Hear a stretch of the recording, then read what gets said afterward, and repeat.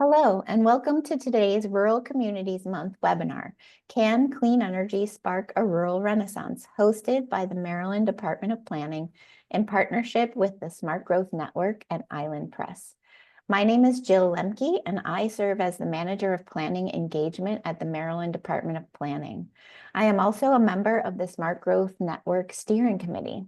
The Smart Growth Network is a national alliance of advocates, practitioners, policymakers, and local leaders working towards a shared vision for land use and infrastructure policies and actions that result in healthy, equitable, sustainable, and prosperous communities for all.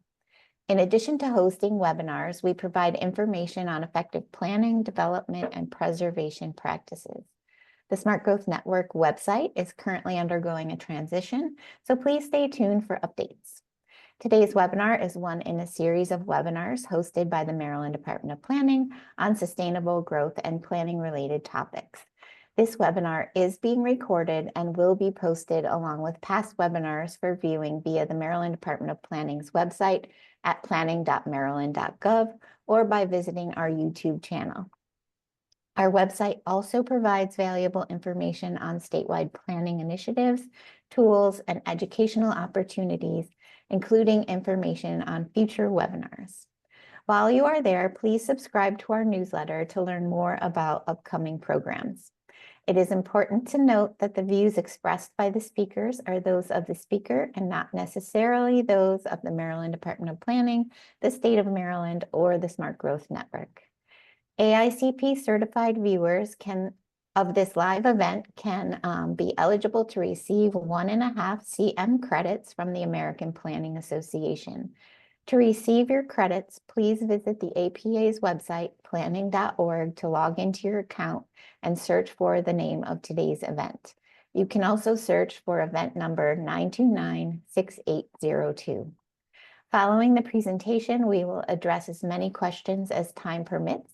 You can submit a question at any time by opening the Q&A tool in the Zoom control panel. Now I am pleased to introduce our speakers for today. Michelle Moore is an author, the author of Rural Renaissance, Revitalizing America's Hometowns Through Clean Power, and the CEO of Groundswell, a nonprofit that builds community power by connecting solar and energy efficiency with economic development, affordability, and quality of life. A social entrepreneur and former White House official with roots in rural Georgia, Michelle is a relentless agent for change. Her accomplishments range from developing programs to deploy 3.2 gigawatts of renewable energy for the U.S. military as President Obama's federal chief sustainability officer, to making LEED a globally recognized brand as Senior Vice President of the U.S. Green Building Council. Michelle's work is rooted in her faith and the commandment to love your neighbors as you love yourself. Paul Pinsky is the director of the Maryland Energy Administration. Prior to his appointment by Governor Wes Moore, Director Pinsky was elected to the Maryland State Senate 7 times, where he chaired the Education, Health, and Environmental Affairs Committee and served on the Maryland Commission on Climate Change. Director Pinsky has been a longtime champion in the fight to address climate change and clean up the Chesapeake Bay. He sponsored landmark 2022 Climate Solutions Now Act, requiring Maryland to slash emissions 60% by 2031 and achieve net zero emissions by 2045. He also co-sponsored the Clean Energy Jobs Act that requires Maryland to obtain at least 50% of its electricity from renewable sources by 2030. He was also an educator for over 40 years, teaching high school history, advocating for teachers, and developing policy focused on improving teacher quality. Throughout his years of public service, he has been a great advocate for social, economic, and environmental justice. And now it is my pleasure to turn it over to Michelle, who will kick off our presentations for today. Welcome, and thank you so much for joining us. Thank you so much, and it is such a joy to be with you all here this afternoon. I am a huge Maryland fan and a huge MEA fan, so I'm going to fangirl over here for just a little bit about being on a webinar with Paul today. I am so grateful also to be joining you during what is Climate Week in celebration of what is one of the, I mean, it is the most abundant time for, opportunity, for investment capital, for all sorts of innovative ways to support the work that we do. And I have to say, as you might imagine, my clear answer to whether clean energy can help spark a rural renaissance is an absolute yes. So I'm going to share just a couple of slides today to get us started and ground us as as we go into this conversation together. And let's see. Oh, there we go. We'll see if this works. Yes, indeed. Can folks see my slides? Yes, I'm just going to use a couple of them, and we're just going to keep it in this view as well.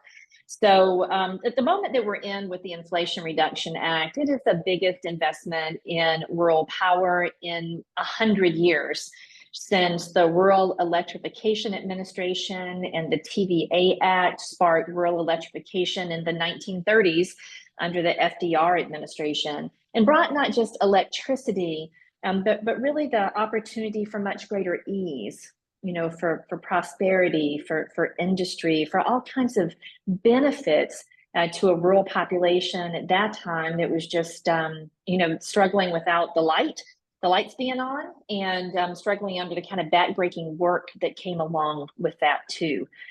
My family, has a deep connection to that period, and I personally have a deep connection to rural America, having grown up in a small town in Georgia myself. This is my Mama Nap and my Papa Nap, and they are great inspirations to me. They worked in the textile mills and the cotton mills in rural Georgia for their entire lives until they retired, having moved into town, if you will, from rural America in the South at a time when the lights weren't on for their families. And as much as their home, still, when I think about where my home is, I think about my mama's house. I think about Cleveland Drive in LaGrange, Georgia. That will always be home to me. But when we talk about many of the struggles that rural communities have today with very high energy burdens, and that was my mama and papa's house. It was home to me, still is very much home to me in my heart and in my mind. But they had one of the houses that if it got cold enough to where you'd have to turn the heat on to keep the pipes from freezing, it would be a back-breaking $450 bill that month. So, I understand from my own family's experience what energy burdens are like, and also what that means in terms of how you live to manage a power bill you can't afford. And when I think about how clean energy can power a rural renaissance, I think about this question. And this is very much where I come from personally as well, because my work is grounded in my faith. And that is to ask ourselves daily what our energy systems would look like if they really fully embodied the commandment to love our neighbors as ourselves. What would our energy systems look like? They would look very different than the energy systems that we're working with today. And where you sit is where you stand. And from a groundswell perspective, the experience that our team has in deploying clean energy projects, including in rural communities, including in communities across Maryland, is very deeply rooted in our daily practice and how we serve with joy. From supporting Solar for All programs to building resiliency centers, which I'm going to talk a good bit about more today because it's a powerful opportunity and one that Maryland has set the course for the entire United States, thanks to MEA and the city of Baltimore's leadership. How we can think of energy efficiency, but energy efficiency not as what is often the very least sexy clean energy opportunity we have together, but how we can use energy efficiency as an investment in housing equity, how we can keep people at the center of all of our work, and how data and R&D and really the deeper understanding that data analysis and research can provide for how we can serve even better. And it matters, and rural utilities are uniquely positioned to lead. Because rural electric cooperative utilities serve the majority of the land mass of the United States of America and a very significant portion of the population. And it's even a bigger percentage of the population in some states, up to 50%. Some states even a little bit more than that if you're out in Nebraska. But these are locally rooted, locally governed utilities whose primary missions aren't just about electrification, right? But it's about electrification, it's about energy, it's about power in service to community economic development, because energy and our energy systems are fundamental to civilization. They're fundamental to life, health, and quality of life. And given this extraordinary moment that we're in with the Inflation Reduction Act and also with its cousin bill, investing in America's infrastructure, we have the capital, we have the creativity that we need to be able to think now for ourselves, not only about how we can move forward into the future, but how we can do it in a way that's rooted deeply in better values than the energy systems that we are inheriting as our legacy today. It really matters. It really matters, particularly for our neighbors with the least incomes, families who are living on low and moderate incomes. This is a heat map of energy burdens in the US. And when we look at energy burdens on low and moderate income households, so households that are at 85% or less of area median income is generally how that's measured in the energy world. The lower your household income, the more of your household income you spend on your energy bills, just on keeping the lights on. And that's not just a math thing. It's not just because the denominator is smaller. It is because people with lower incomes are often living in older housing, less efficient housing. You don't have the disposable income to upgrade your appliances just because you want to, because you want a nice stainless steel or charcoal covered colored refrigerator that has a much higher energy efficiency rating, because you want a new air conditioning system to be more comfortable. You just don't have that much left in your family's bottom line.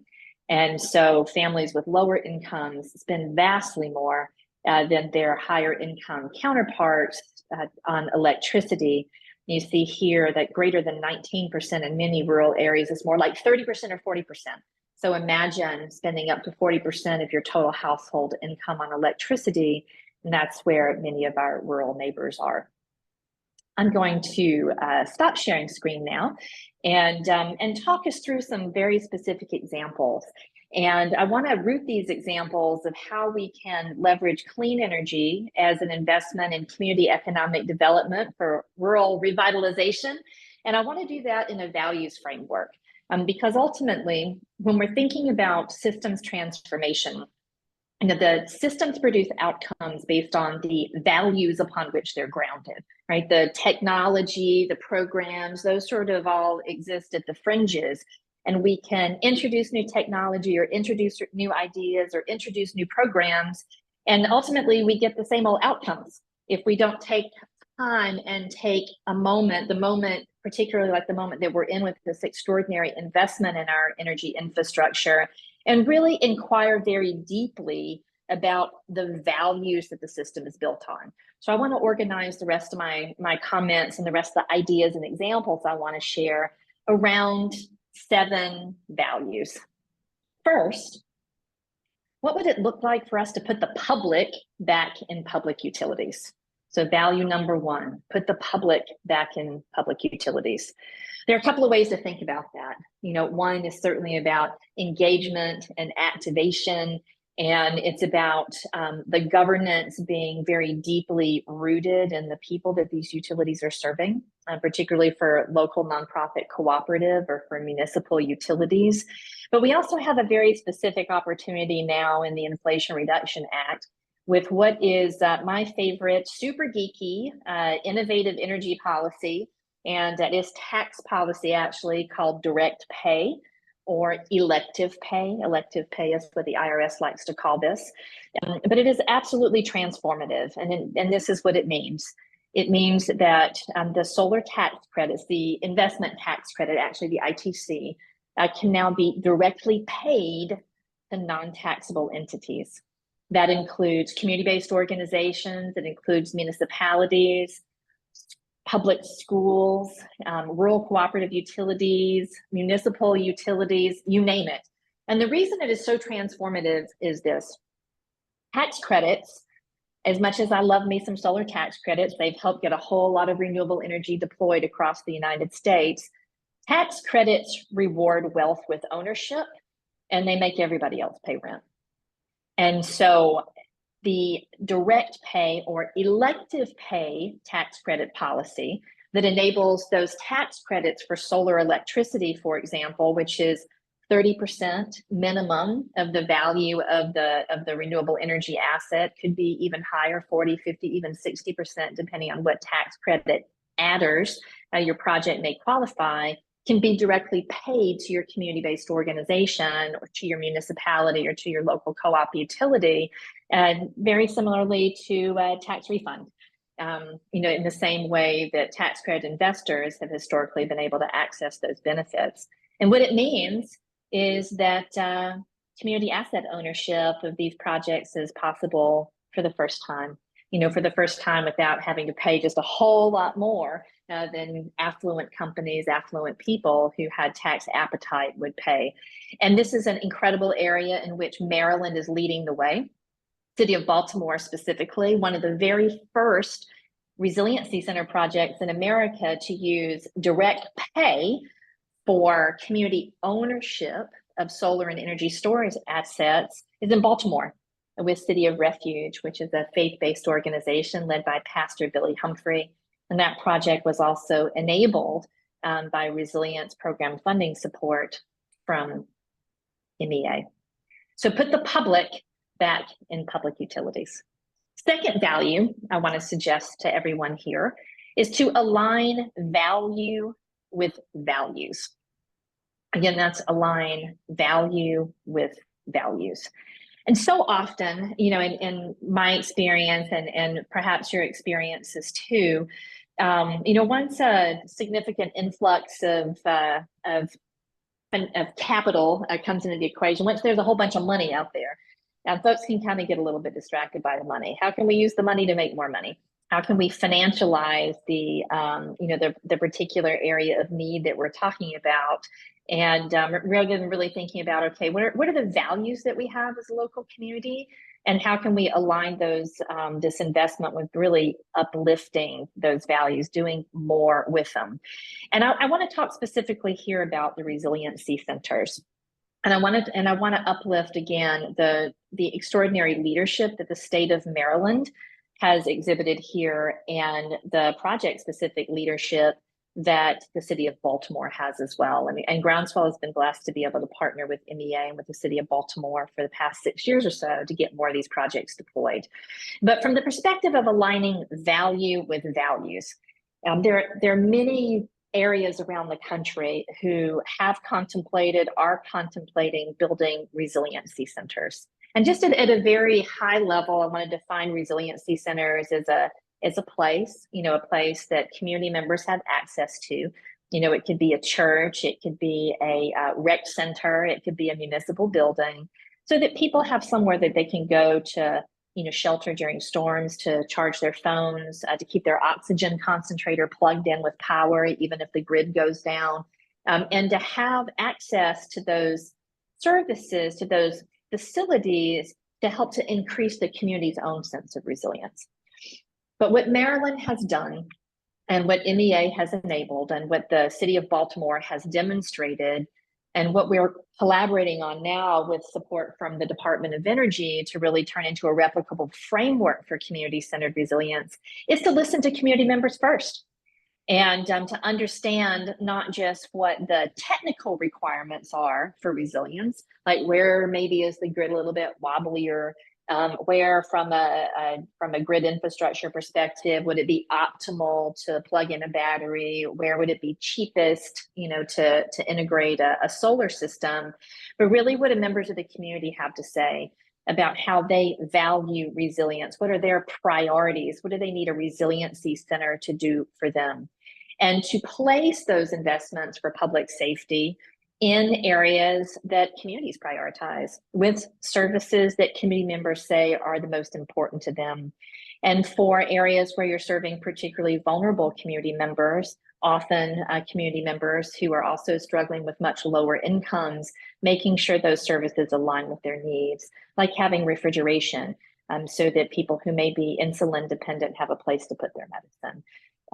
Simple, straightforward services, but that give us all the opportunity to align value with values when we're deploying energy systems as a way to enrich and support the thriving of our rural places too.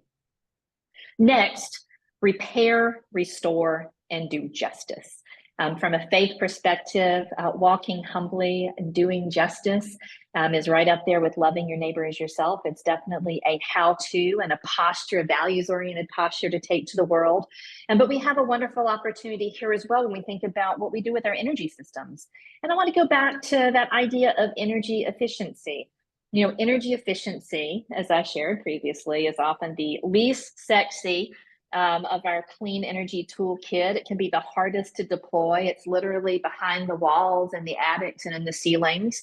And when we're working to implement energy efficiency improvement, not only to lower electricity bills, lower energy burdens, but also improve health and quality of life for our lower income neighbors, we may also confront very, very extensive repair and maintenance issues, particularly across rural America.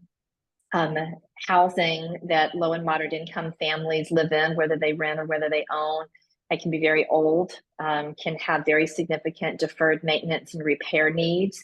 And often in areas that we work in the Southeast, half or more of the homes that we assess for energy efficiency can't even undergo simple weatherization without sometimes very significant investments in the homes themselves.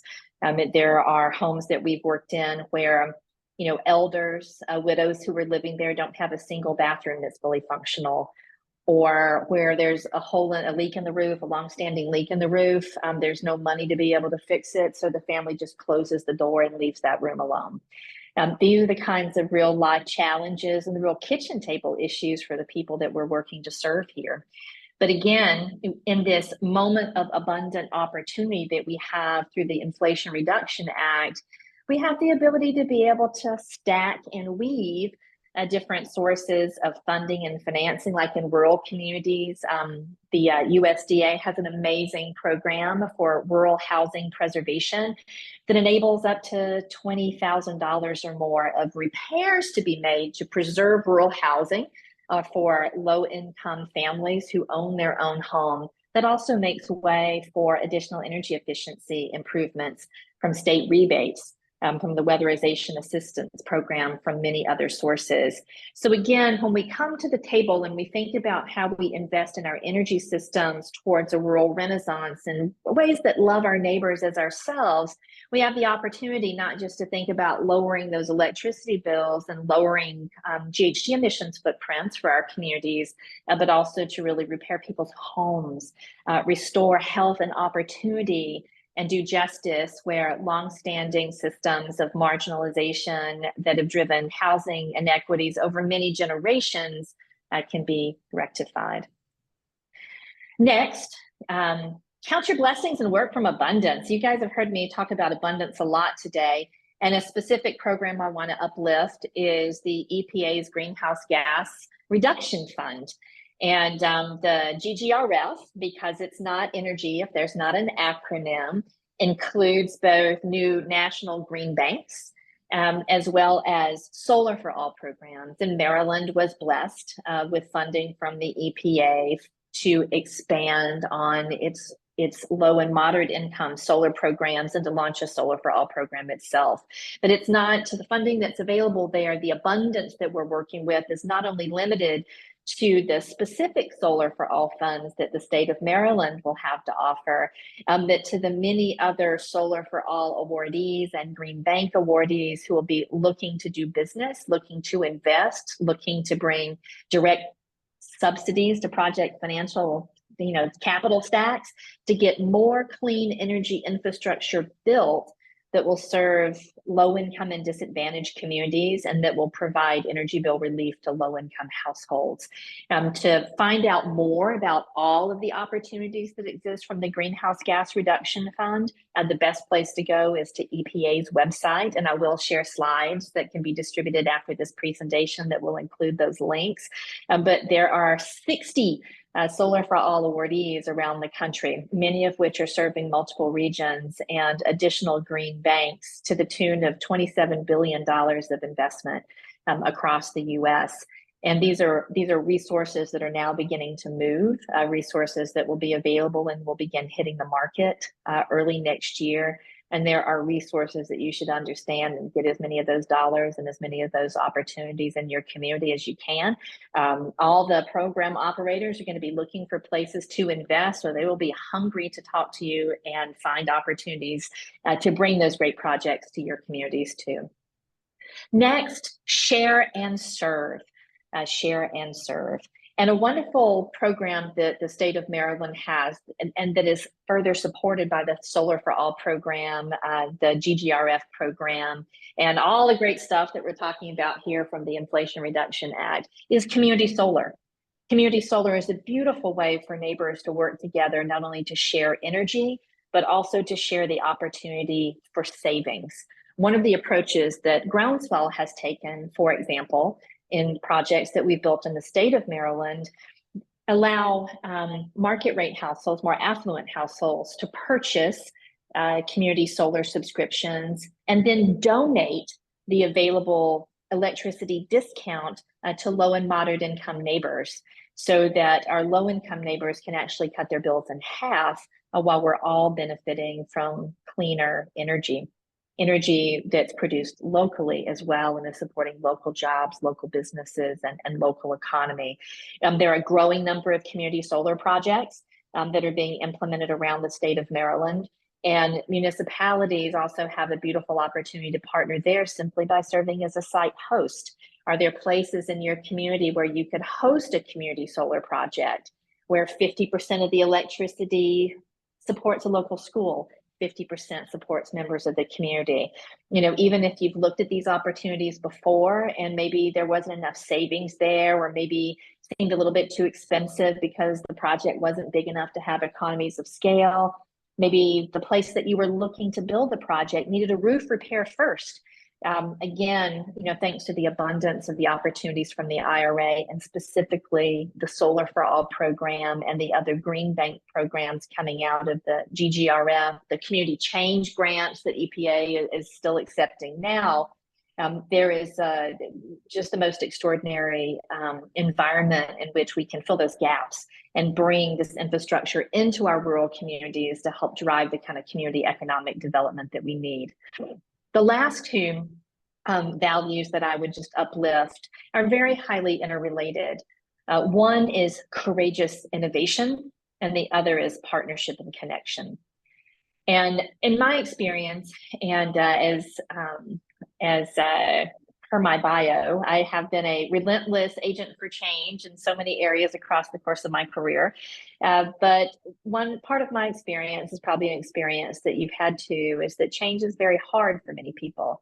A lot of folks like the status quo. Even if the status quo doesn't necessarily serve them or their families very well, it's familiar and it's comfortable, and change can be exhausting and a little bit scary.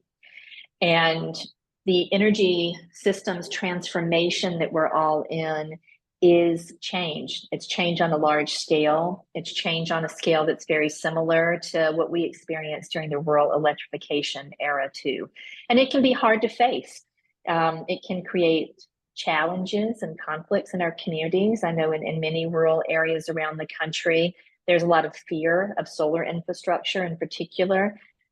There are concerns that especially some of the bigger solar farms or bigger renewable energy installations that are coming to town may not have enough community benefits, or may not have the community benefits that local residents really want to see.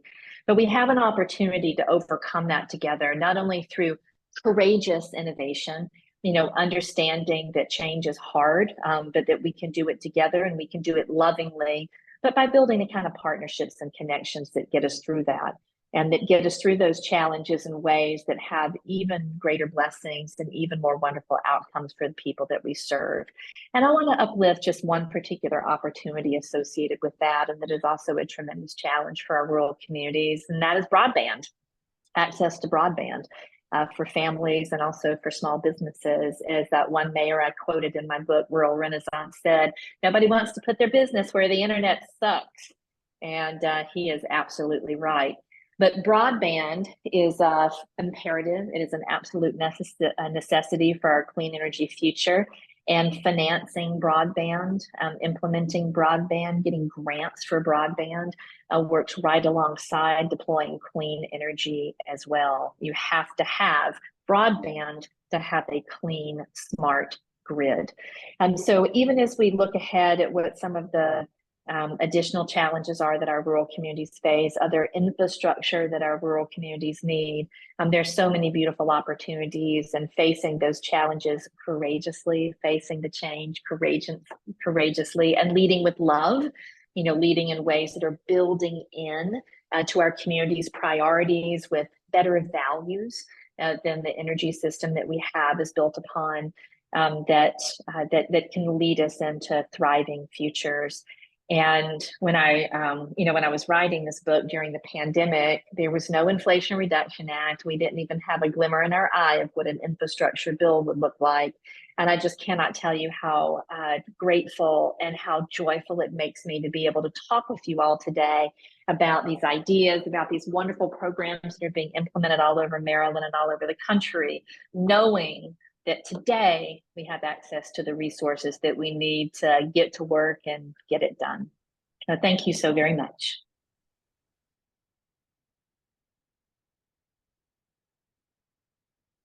Thank you, Michelle. Director Pinsky, you're up.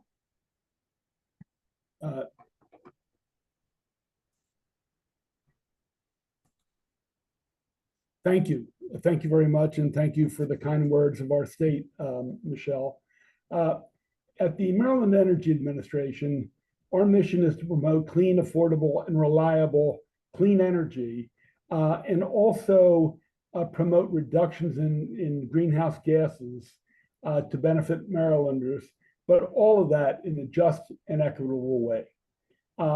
And while Maryland is a very urban and suburbanized state and where most of its population lives, by and large, in terms of land mass, we're very rural.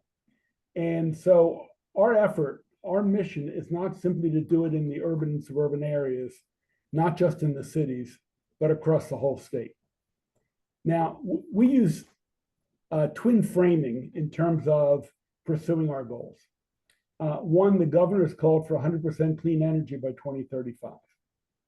And then in the 2022 Climate Solutions Bill, it calls for greenhouse gas reductions of 60% by 2031 and carbon net neutral by 2045. So those are the two guideposts that lead our work. And look, at MEA, we have many tools. We're working in many areas, offshore and onshore wind, geothermal. We're doing building electrification, a lot of work with heat pumps. We're doing energy efficiency, as Michelle said, not always the glitziest topic, and also solar. And we're in solar, just to be clear, we're working in multiple areas: rooftop solar, community solar, and large-scale utility solar. So community solar, which Michelle mentioned, allows someone who maybe doesn't own their own home to subscribe to a solar project, a solar field, and get their bill reduced anywhere from 10 to 20%. So for working and poor folks, that's a very good option that obviously lowers their energy bill and contributes to the pursuit of clean energy. And all of this work is done through a Justice 40 lens. We don't want to just be doing this in middle class and upper middle class communities. We want to focus on those overburdened, underserved communities that are low and moderate income. And today I want to give you a few examples of how our work has changed since Governor Moore's taken over and I've come into the MEA, the Maryland Energy Administration. First of all, in working class and poor communities, we do energy audits. We also do home performance upgrades, whether it's insulation, whether it's windows. And in 2024, we had 60 different grants that were awarded that affected 2,000 households. That's pretty significant. And again, it's important to understand we're working in multiple areas. Like I said, energy efficiency, geothermal, electrification as well. And there's one program I think that we've started to grow in the last year, and we're going to grow even more over the next couple of years, is our solar energy equity program. You know, when I came on board, we gave a small amount of money, I think about $1,000, to someone who was putting a solar array on their home. Even though it cost $25,000 and $1,000 was a small piece, it was marketed, it was used that way, and we ran out of money pretty regularly on that. Look, most of the people, the early adopters, the people who went to solar, you know, by and large, were in the middle and upper middle class communities. We said, what about those people who might be cash poor but own their own homes? And we have come up with a program that will pay up to $25,000, which is almost the full cost of putting a solar array. And additionally, we'll pay up to $5,000 to do any roof repairs. Now, look, if the roof is in dismal condition and it doesn't pay to put solar up there, we won't do it. But we want to make sure working in poor families who do in fact own their own home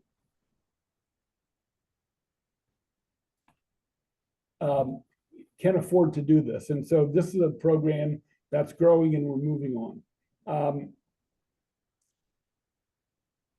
The other area, and I think this has a very significant import for the rural area, is our school decarbonization program. Every community has schools.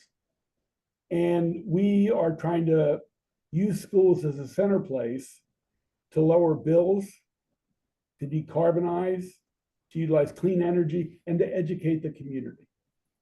So, for example, where new schools being built, we will pay the marginal difference if they will, for example, do geothermal under their soccer field or baseball field when it's being built, if they use heat pumps, and they use solar. And we have already funded 3 schools, and we are hoping to have 6 more that will be carbon net neutral. That means they're creating more clean energy than they're using. And in some of the schools, they're actually being used as part of their curriculum to teach students. And if the parents have their PTA meeting in that building, there'll be tours to get people to understand how we're trying to move in the 21st century to help their communities. So we think that's the way to go. In our last cycle, we spent $24 million on 31 projects in 13 different school districts. 6 that will be net zero. 1 in Wacomico County on the rural Eastern Shore, Fruitland Elementary, will be a carbon net neutral school. Now, we have other programs. We have standalone programs for electric school buses. We've put a fair amount of money to start to electrify school bus programs across the state. Look, we understand replacing school buses after their life cycle, whether it be 10 or 12 or however many years, is expensive. But we think having clean air, not having to put diesel fuel or other fuels in the atmosphere is the way to go. And while I mentioned transportation, we also had a program, or have a program, where we will pay for part of the charger for someone's garage. Now, once again, most of the people who put chargers in their garages were early adopters to electric vehicles, and in all likelihood in the middle income or upper middle income level. In recent years, we've seen the cost of EVs come down, whether it be the Kia or the Bolt, and they're now affordable by many, many more people in various strata of our state and our society. So then the question becomes, they don't have a garage. They live in a multifamily unit or they rent. How are they going to charge their car, and how can they be assured they will have electricity to charge that car? So we're embarking on a program to expand our EV charging infrastructure across the whole state. Yes, some of the money is being spent in our inner cities in West Baltimore, for example, where there are multifamily homes, but it's also going to take place on the Eastern Shore, the Western area, the Western Mountains, where it's more rural, but there are town centers. There are places where people go to work where they can be assured that they can charge their car, and we think it's the way to go. And then let me look to get back to solar. I mentioned we fund 3 different areas: rooftop, community solar, and utility scale. Now, in our state, utility scale is anything over 2 megawatts and go through a CPCN process, a state process, to verify and justify that it's near substations and it's in the appropriate places. And I must say, this has been, in some areas, a point of contention. Some of our large utility scale have gone to rural areas where the land is cheaper. Now, if a farmer does not want to lease land to a utility scale, they do not have to. But there has been, I must say, from farming communities who lease land, a nervousness. They're a little concerned that there won't be farmland left for them to till. On the other hand, as I said, should a farmer be able to lease to wherever they want? Now, as someone who's been involved in preservation for many, many years, I want to preserve as much agricultural land as possible. So we have to strike a balance. And we're also looking with the Department of Agriculture at dual use. I mean, how can we use solar on farm acreage, but also have other area, whether it be for sheep or goats or whatever. I'm told you can't do it for dairy cattle because they knock into the posts, and that doesn't work. And obviously, with the solar, it's very difficult to grow when you can't have any sun. But we are trying to expand in a balanced area, utility scale and community solar in our more rural areas, because to achieve our 100% clean energy, it's going to be a heavy lift. We understand that. But we have to promote a lot more solar energy for that purpose. And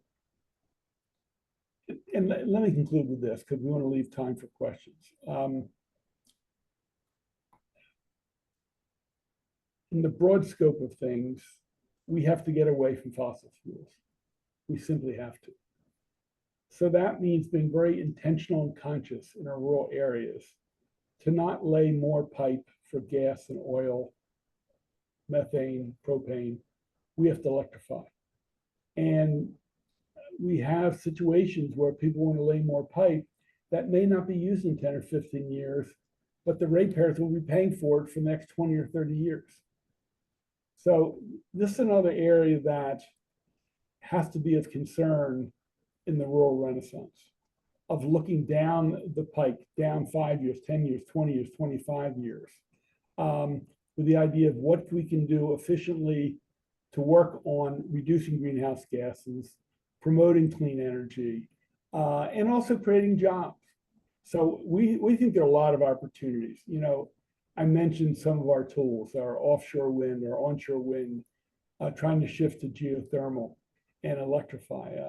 We have a requirement that large buildings over 35,000 square feet have to reduce greenhouse gas by 20% by 2030. It's a big task, and there's pushback, to be frank with you. But we have to have a different mindset. We have to do things differently. We have to make sure that it's working in our rural areas, that we have programs that will benefit our rural areas. Michelle mentioned resiliency centers. Well, we've been investing in that. You know, if power goes out, where can you store your medicine? Is there a library nearby that will have battery and backup so we can protect people and have those centers? And are they spread out, whether it's in the town office building or a library or another facility, that people can reach them. So, we're trying to take a broad view in doing the kind of reforms we think are necessary, that no one is left behind and no area of the state is left behind. So we want to learn from what's preceded us, but we don't want to be locked into doing the same things again if we have to make changes and be proactive and, again, intentional in our steps forward. So look, we're excited about what we're doing. We in Maryland have done some good things, but we also have a lot to learn. There are a number of states across the country that are doing terrific work, and we want to learn from them, and we want to push the envelope. And I can tell you, as someone who's studying how we achieve 100% clean energy and how we're going to reduce greenhouse gases, it's a challenge. And it's going to take our whole state, our whole society to participate in doing it. And it's going to take some innovations, probably innovations that we haven't even thought of yet. So we're excited. We look forward to your questions and any innovations that you can forward our way. So thank you for this time and opportunity. And I think I'm going to hand it back to Jill. Thank you, Director Pinsky. Thank you, Michelle, for being here today and for presenting on the issues surrounding clean energy and the potential benefits for rural communities. Throughout the presentation, we've been assembling questions from the audience. Please continue to submit questions throughout the discussion, and we will get to as many as we can until 2:30 p.m. Eastern Time. So we're all going to turn our cameras on and get started. The first question, I think, is for both of you. It's a big question, and Paul touched on it a little bit in his closing remarks. What are the biggest challenges facing this transition as we go from our old energy system to a cleaner, more renewable energy system? Paul, I'll defer to you. You're going to get me in hot water, Michelle. Look, there are some companies that are built on doing things the old way. And, they have stakeholders, they have people who own stockholders, and they're concerned of their profit margin. We want to, as much as we can, work with them. But the fact is, we cannot keep doing the same thing time after time after time. And look, it's going to be a jolt to the system. And it's going to cost money up front. But clean energy saves money ultimately. It saves money. The upfront investment, whether it's on multifamily building, whether it's on rooftop solar, there's a cost. But it can be recouped in a fairly reasonable time. And if we can help with some of the money we receive from our alternative compliance payment and we're a part of the Regional Greenhouse Gas Initiative, we have funds to help take those steps. But we sort of have to take off blinders a little bit. And look, I bought an electric vehicle about 2 years ago. Was I nervous? Absolutely. I had a hybrid, and for 14 years. Was I ready to make the jump? I did some research. My daughter, of course, in her 30s, pushed me. And I've learned, for example, and this is just a personal anecdote, that when you don't have an engine, you don't have to worry about points and plugs and timing belts and oil. And I'm finding I don't have to take the car in. I'm saving money, and first of all, I love it. I have the ability to charge. And I think that's sort of emblematic of a lot of the steps we need to take to make that transition. Look, the two largest areas are transportation and buildings. We know that. Do we want more mass transit? Absolutely. That's more difficult in the rural areas. We understand. Electric vehicles can help. Not everyone can afford them, although, like I said, prices are coming down. The other thing are large buildings. We have to begin to electrify. We have to move to heat pumps. It doesn't mean people have to get rid of their system now, their old HVAC, but they have a life cycle. So the question becomes, when it hits its life cycle, are we going to replace it with something forward looking, or are we going to just do the same old that doesn't move us forward? So there are a few items, and let me hit it back to Michelle. I would, just share an additional complementary perspective. I've been, and this sometimes freaks me out, y'all. I've been in sustainability and clean energy for almost 30 years now, which is like, I can't even fathom that. But here we are, 3 decades in. And so often, when we're thinking about the climate challenge, when we're thinking about, how can we become 100% clean in our energy sources, it can seem like an overwhelming challenge. And it can seem like an overwhelming challenge, and it can be so politicized and so emotional, and it can just make you kind of want to hide under your bed as an individual, because everything that you can possibly do feels like small ball. But here's what I know to be true. We've got a lot of federal policy, some great state policies in Maryland that enable us to do good stuff at the local level.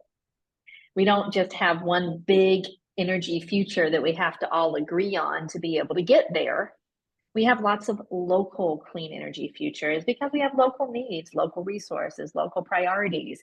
We're distinct and diverse and just really beautifully so when we look at our communities, our neighborhoods, the cities and the towns that we live in.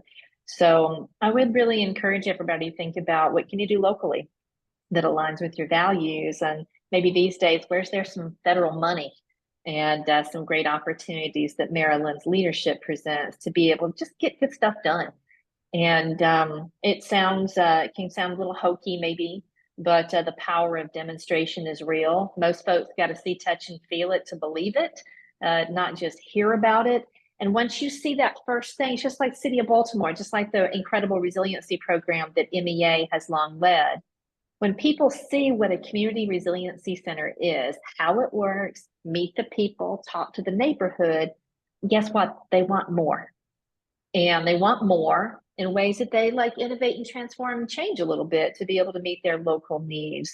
So I would just compliment Director Penske's answer with saying local action. Don't worry about whether it's small ball. Don't worry about, how big of a dent we're putting into the climate crisis. I just think about serving other people and serving your community and doing it in a way that's going to, hit people's hearts, not just their heads, and we'll get the momentum that we need.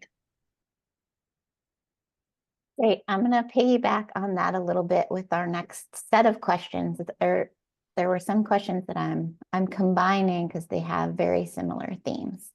A lot of folks have heard major concerns about the development of clean energy and the development pressures, such as reductions in egg production, aesthetic concerns.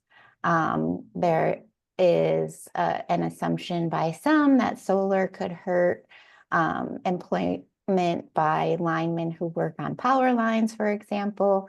Do you have any thoughts on how to reassure people about these concerns? Or do you have any easy to understand resources, websites, or talking points that rural communities can use to help allay some of those misconceptions in their communities? Yeah. Someone noted that government websites can be confusing to local residents who are already biased against government involvement. And that is a challenge that we all have to try to address. So I would share 3 resources, and they come from 3 different sectors too. And sometimes in some places the answer might just be small scale renewables. In some places you've got heritage agricultural land that you want to keep agricultural, and that's a decision that some communities may make. But I would say number 1, agrivoltaics. I had someone in the chat, and someone in the questions had already mentioned it. Agrivoltaics are so cool. Not only can you have little sheep grazing on the grass, but there's an incredible group. It's researchers out of University of Arizona, led by Professor Greg Barron Gafford, they're actually doing research into in different regions of the country, in different bioclimates, what are the best pairings of solar panels with agricultural crops? Because in some places, like think about Colorado, think about some of the parts of our country that are getting so dry and so extreme, with feast famine, rain, no rain, that they kind of can't grow stuff anymore. And the solar panels actually help with that. It helps keep moisture on the plant so that they don't dry out so much from transpiration. And the plants actually also help to keep the underside of the solar panels cool so that they produce more. It's kind of like the Three Sisters, but with a little solar panel friend thrown in. So agrivoltaics can be a great solution. There's another wonderful resource from the Clean Energy Buyers Alliance, where you've got communities and local areas that are concerned there's just not enough in it, right? What are the economic benefits? Clean Energy Buyers Alliance has done some great work on not just community benefits agreements, but also sample RFPs for how these big corporate PPAs that are coming in can actually yield stuff that actually matters to folks at their kitchen table. So I would say check out the Clean Energy Buyers Alliance. And I know in some areas, and I saw a question on this in the Q&A as well, there are concerns about stormwater runoff and just creating a water quality problem essentially because of the civil work that some developers do. I know the state of Georgia and the state of Maryland both have some of their big agricultural land grant colleges and technical colleges doing some great work on best practices for the bioclimate in solar development, so that you just got some good rules for the road, for how to address stormwater management and how to address vegetation, so that we're getting clean energy and we're also preserving the other elements of the natural climate that we really love. So universities, independent researchers, farmers, corporations are all putting some great best practices out there. We can go on to the next group of questions. I thought Michelle handled that, Jill.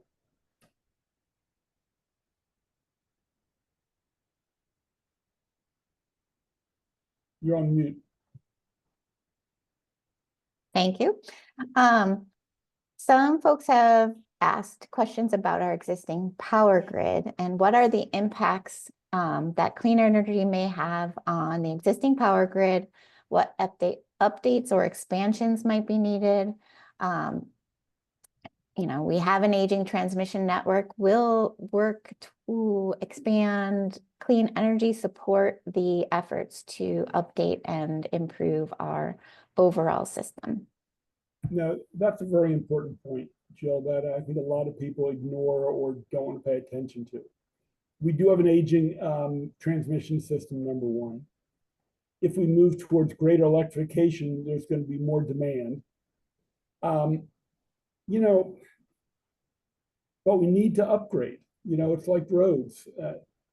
People want new roads, but they don't want to go through the construction period. And if we don't keep up on the transmission, when people go to turn the lights on, they're not going to come on. You don't get something for nothing. And again, look, do I want to disrupt miles of acreage of areas? Of course not. But if we are going to continue as a society, and particularly if we do more electrification, and even if we didn't, you have to upgrade our transmission system. I mean, there are calls for it in multiple places. We can't rely on what was built 20, 50, 80 years ago. And so that's going to be an ongoing issue. And I've seen around the country where people say, well, I don't want a new power line going through my farm or my backyard or my community. I understand that. I absolutely do. But we also have to understand the consequences if we don't take care of the infrastructure. Just like with roads. If we just don't put money into road preservation and repair and improvement, people are going to cry and whine. They're not going to be able to get from point A to point B. Well, the same way, if we don't have a transmission system grid that we can rely on, the power's not going to get from point A to point B. So I think we have to be careful of not sugarcoating and saying you can have something for nothing. Will it cost money to the ratepayers? Probably. Do we have to do business differently? That larger companies that use more power pay a higher rate? I don't know. And there are policy questions that should be looked at. But I think to ignore or avoid the question of upgrading or maintaining our transmission system, we do it at our own peril. So I would just add two quick thoughts, because there's some technologies out there that are making this, it still costs money, but still a little easier. One is recabling. We have because to Director Penske's point, alas, not a lot of folks want to look at a transmission line. And so I think they can be lovely, infrastructure is beautiful, but that's just me. But recabling, basically, it's a different technology for the cables. You've got a different material at the core of the cable. A lot of this technology is American technology. It's made in America product. We need a whole lot more linemen than what we have to be able to restring all those transmission distribution lines. But you can massively, increase the capacity of the grid with recabling. And there are a number of American-made technologies that are being tested today. And energy storage, just like the programs that Maryland, that MEA leads, are powerful too.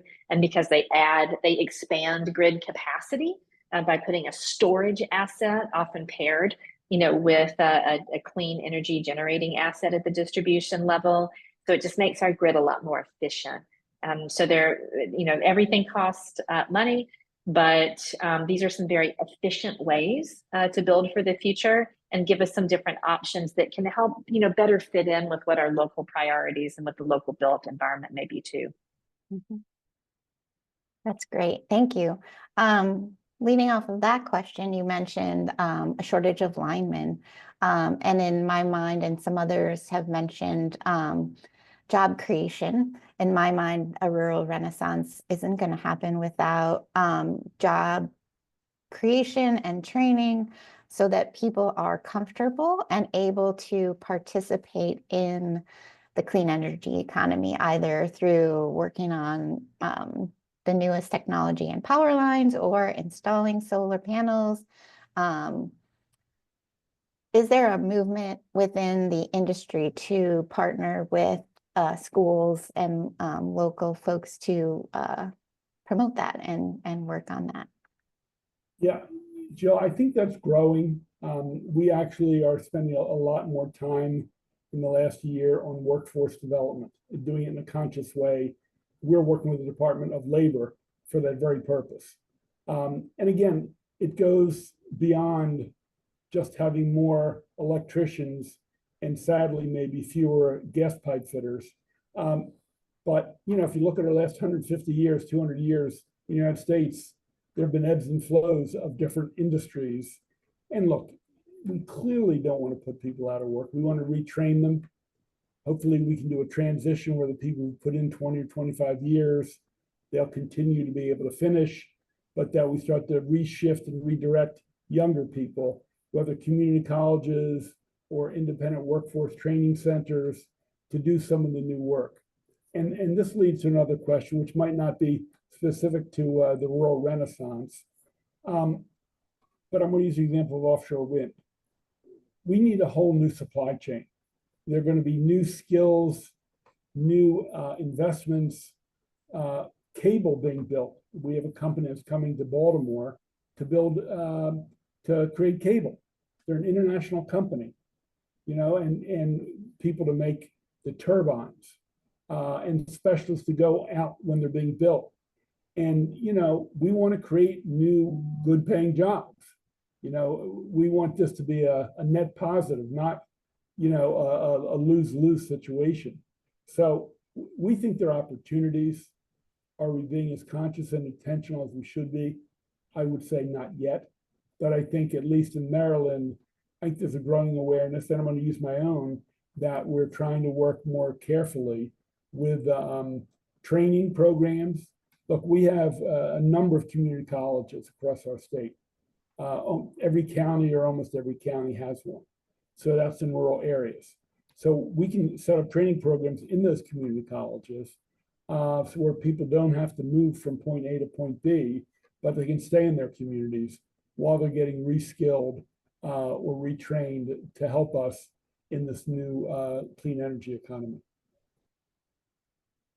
The only thing I would add to Director Penske's remarks is that many of the federal programs, the IRA programs I mentioned, actually have workforce development requirements associated with them.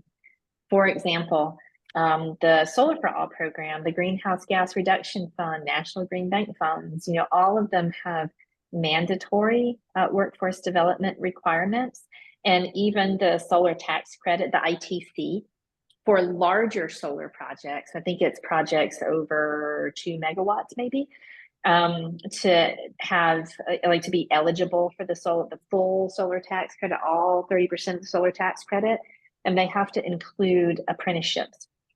And the Solar for All and Green Bank funding too requires Build America, Buy America, so all them solar panels that are being made here, and also prevailing wage requirements, Davis-Bacon requirements. So there are lots of hooks, if you will, on the federal funding that are going to require that the private marketplace deliver good paying jobs, made in America products, that are also helping to support manufacturing. So, on the one hand, it can be a little bit dispersed, right? Because workforce is so woven into everything, but it is consistently present as a core value. And, for rural communities, and I know there's another question here about data centers, and, sometimes rural communities don't want the big industrial stuff coming in, right? That may not be the way in which you want to develop. But, a lot of these big manufacturing jobs are going into rural and what I would ex-urban communities. And I think that from a planning perspective, understanding how some communities may want to adapt their own local rules of the road from a zoning and planning perspective, to make sure the jobs are coming in, that infrastructure is coming in a way that's continuing to support a good quality of life for people who just want to live in a smaller place. Great, thank you. There are some questions also centered around the concept of community solar. And one involves the sort of definition or how determinations are made on primary low to moderate income communities being targeted for community solar, what types of household savings those folks might see from buying into the programs, and also what is sort of that sweet spot or definitional difference in the definition of community solar versus utility scale solar? Is there a size in terms of acres or amount of power generated? Well, as far as I understand, and I'm not an expert, I have people who work with me who are experts. In our state, it's up to 5 megawatts, as I recall. And when you sign on, and again, most people who sign on either choose not to put it on the roof or can't put it on their own roof because they don't own their own home, or they live in a multifamily situation. In Maryland, if you are lower moderate income, it can get the savings on your energy bill can be up to 20%, which we think is pretty substantial. It's, you save 20% of the money, you can use it for food or clothing or towards your rent. We have our community solar is growing pretty well. We're pretty positive. We've got a number of programs and incentives to bring community solar investor third parties in to do it. And we have a lot of nonprofits, more so in urban areas in Baltimore, for example, that work with the third parties to try to expand community solar.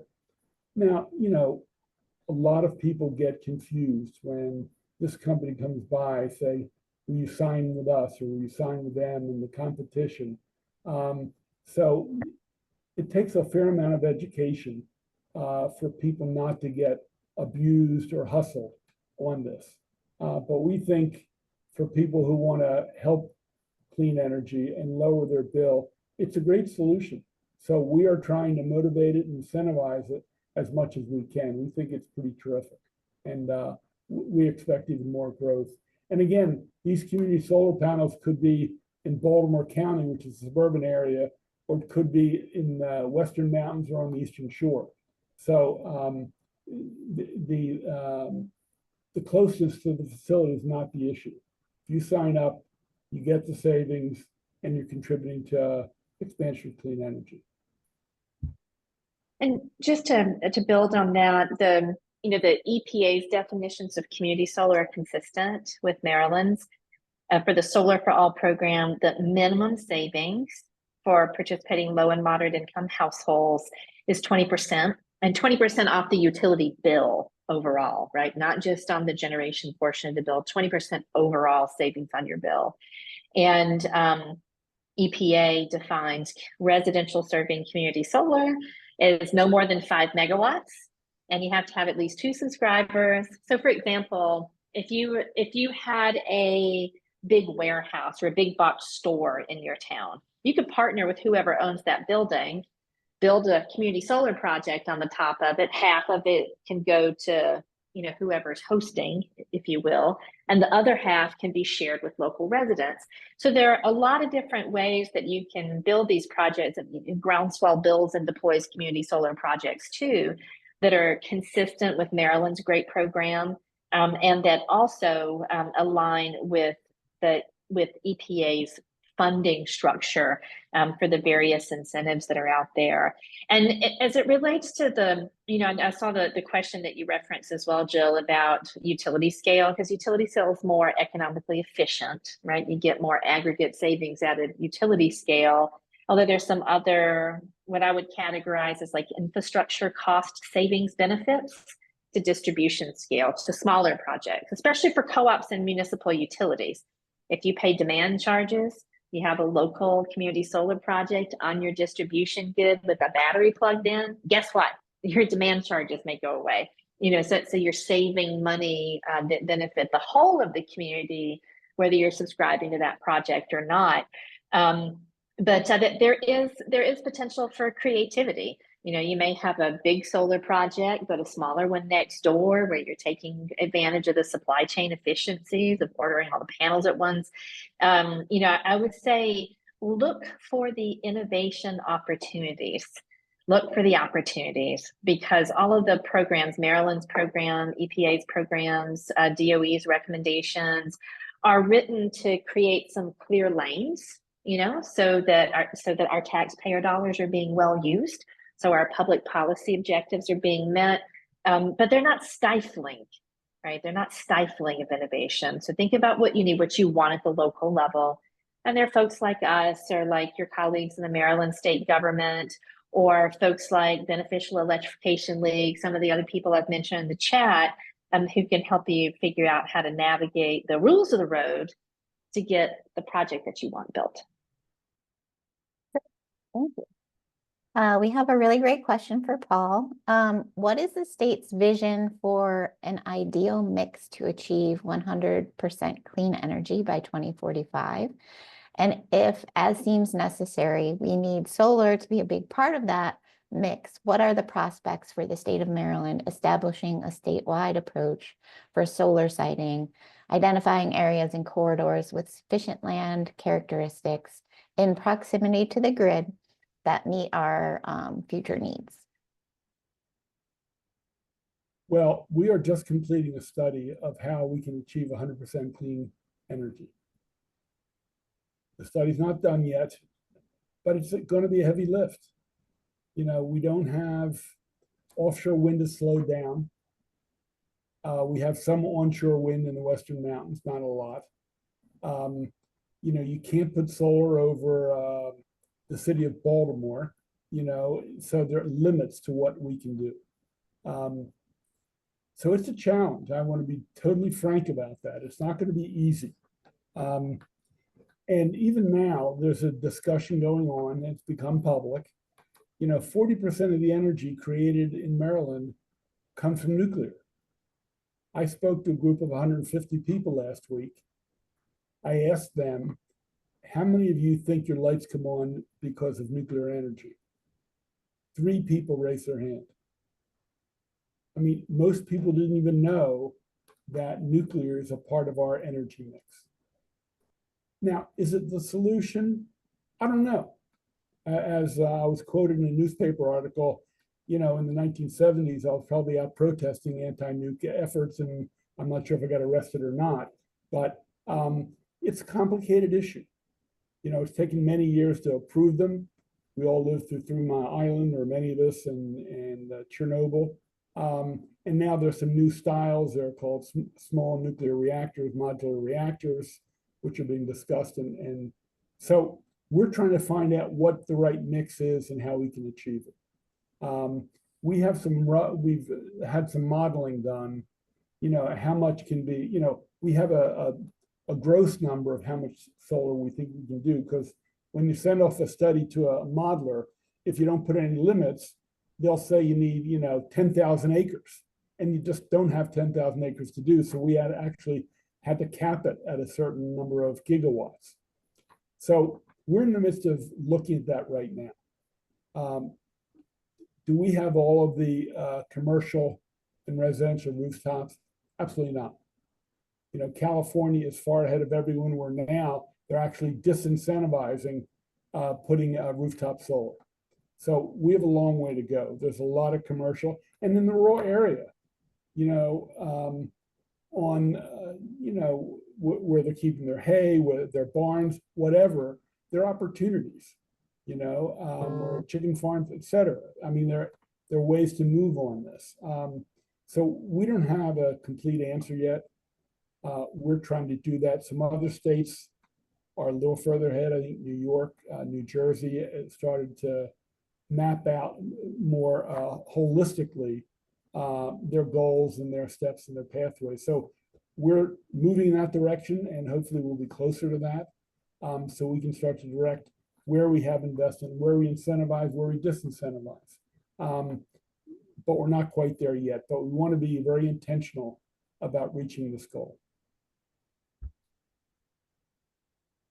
I think there's a lot of questions actually around data centers and the incredible amount of energy that they need in order to do the things that all of us rely on them to do, whether it's doing a Google search or, streaming, storing our photos. How does that play into sort of efforts to reduce demand? If we're going to need astronomically more energy as AI becomes more and more a part of daily life, how do we keep meeting the demand with technology? And I have a question about that technology and how, when I first started looking at solar, there was an average of 8 acres per gigawatt generation. And now I think the last time I asked DNR, the response was it's getting lower, and it's somewhere down around 4 or 5 acres per megawatt. So the technology is improving. Is it going to improve enough to meet our other technology demands through data centers and things like that? Start, Michelle. Sure, I'll do my best. And this is less from a community and rural energy perspective and more, as I often introduce myself, I'm also an unrecovered policymaker. But data centers are tough, right? Especially AI data centers. I mean, some of the data is showing that AI data centers may require from 10 to 15 times more power than a conventional data center. And these data centers don't bring a lot of jobs with them. A lot of the companies that are trying to site them, they want everything cheaper because they're such big buyers. So, depending on how prepared your local economic development agency or your local utility is, just a lot of the infrastructure that these things need and want can end up being cross-subsidized by residential ratepayers. It's just, it's one more area in which technology is moving so much faster than our ethics, or in many cases, our policy. And the Southeast, where I'm from, a lot of rural counties are just starting to say, no, no, we don't want it, take it somewhere else. And when we think about what this means for our climate crisis and a clean energy transition, we've gone from a situation where across the U.S. load, the load for our utilities was pretty flat or declining, particularly declining on a per capita basis for many, many years. We didn't have to build stuff, right? We were just maintaining it. We needed to build new clean generation to transition to a cleaner energy future, but we didn't have load growth. Load growth is through the roof, and many parts of our country are now short on power. In some parts of our country, they're projecting that we may need to double or even triple in some areas the amount of generation capacity that's available to meet the skyrocketing energy demand of these things. And some of the technology companies that build them are saying, hey, we'll bring our own power. We'll not only build our own clean energy, we'll bring our own micro nukes. We'll bring our own, if you look at what some of the, less ethical actors are in the space, they'll just plug in their own gas turbines and provide their own energy behind the meter. So, I think this is an area where we really need government, and we really need our local, state, and federal leaders talking and working together to understand this challenge. So our rural communities don't just get treated as like a dumping ground for the stuff that nobody else wants in the neighborhood. And so the lack of technical capacity, right? Just lack of people, to do the work in rural areas doesn't mean that rural areas get saddled with a raw deal. When these AI data centers come to town, and they don't come to town with the opportunities, the benefits, or sometimes even the real story.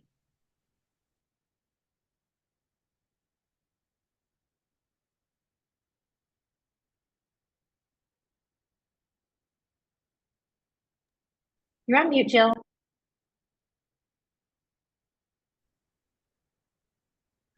We have a question. It's more of a broader policy question, but in line with the idea that many rural communities are struggling. Many rural communities face the challenge of limited funding for climate adaptation planning and resilience and adaptation projects. Do you have any insights on leveraging the recent wave of federal investments in energy for climate adaptation in rural areas, and how do the two work together? Well, look, the IRA and IIJA will help. It is not the be-all or end-all.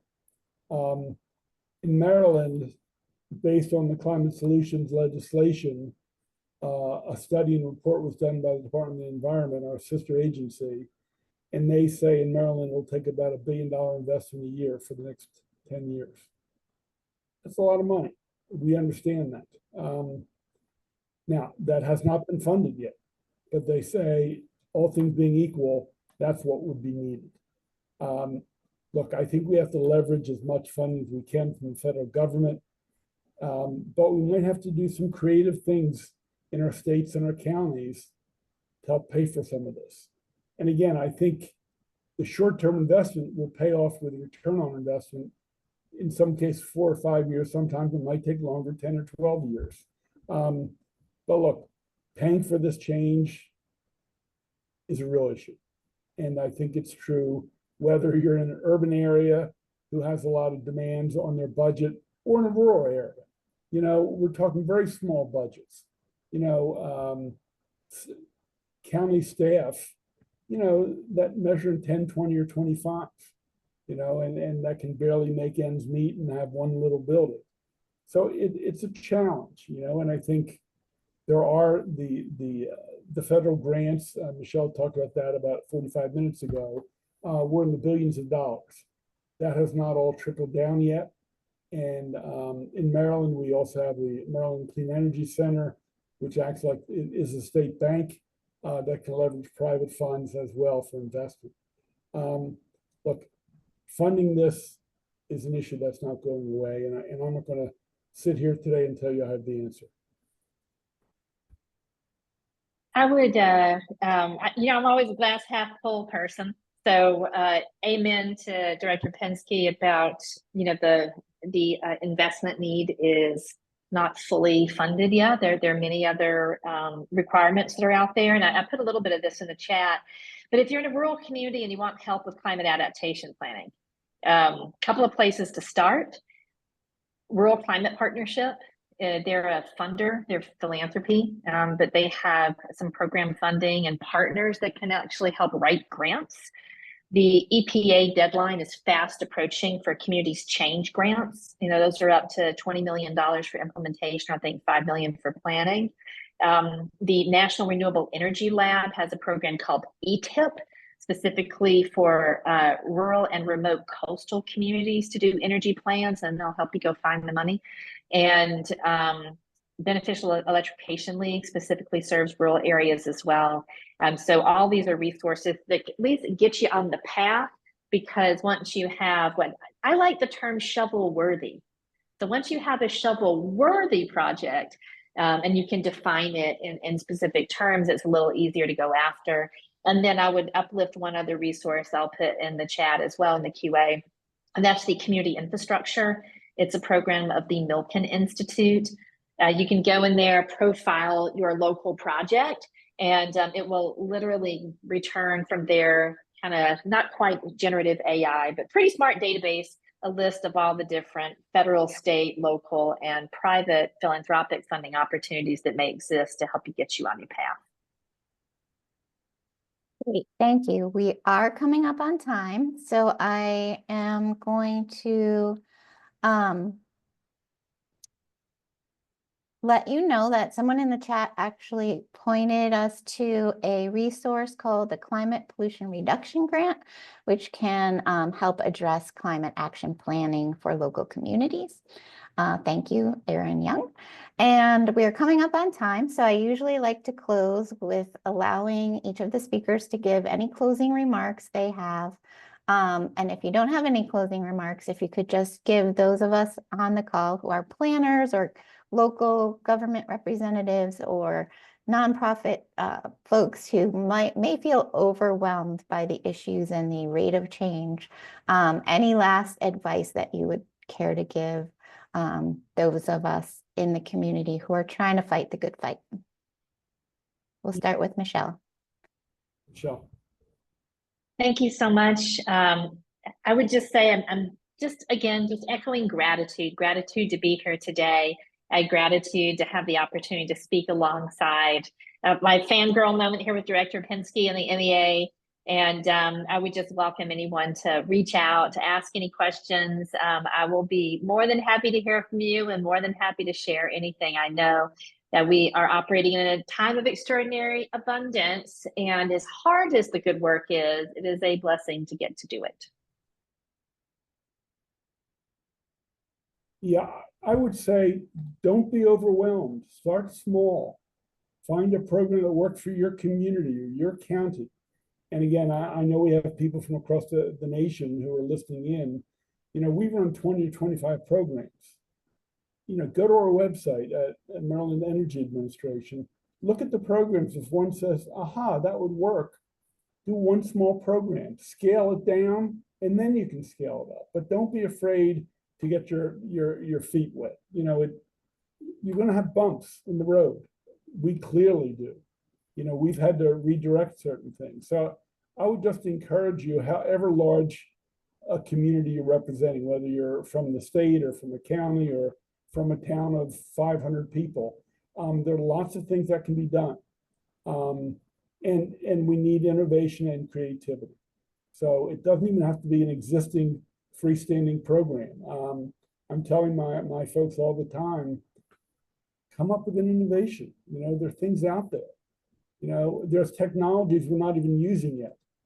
We haven't touched, battery storage yet. That's an area that has to be expanded.